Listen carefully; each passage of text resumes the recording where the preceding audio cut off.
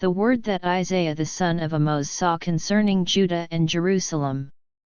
And it shall come to pass in the last days, that the mountain of the Lord's house shall be established in the top of the mountains, and shall be exalted above the hills, and all nations shall flow unto it.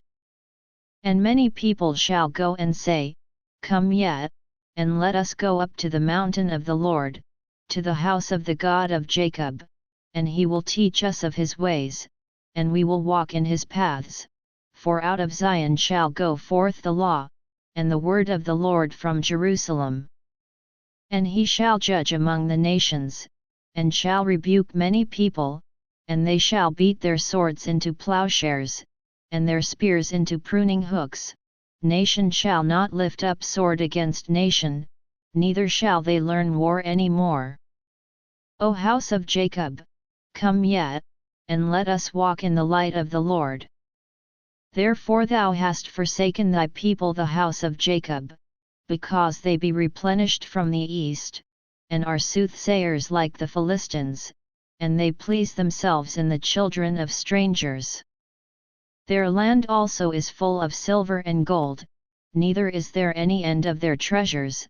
Their land is also full of horses, neither is there any end of their chariots.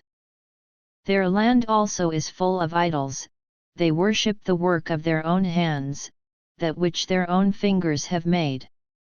And the mean man boweth down, and the great man humbleth himself, therefore forgive them not.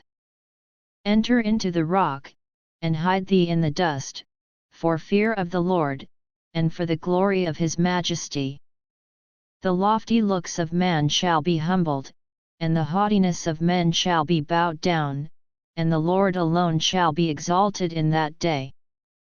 For the day of the Lord of hosts shall be upon every one that is proud and lofty, and upon every one that is lifted up, and he shall be brought low. And upon all the cedars of Lebanon, that are high and lifted up, and upon all the oaks of Bashan, and upon all the high mountains, and upon all the hills that are lifted up, and upon every high tower, and upon every fenced wall, and upon all the ships of Tarshish, and upon all pleasant pictures. And the loftiness of man shall be bowed down, and the haughtiness of men shall be made low, and the Lord alone shall be exalted in that day. And the idols he shall utterly abolish.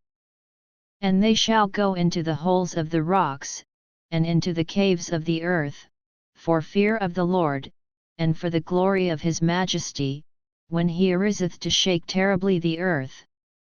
In that day a man shall cast his idols of silver, and his idols of gold, which they made each one for himself to worship, to the moles and to the bats.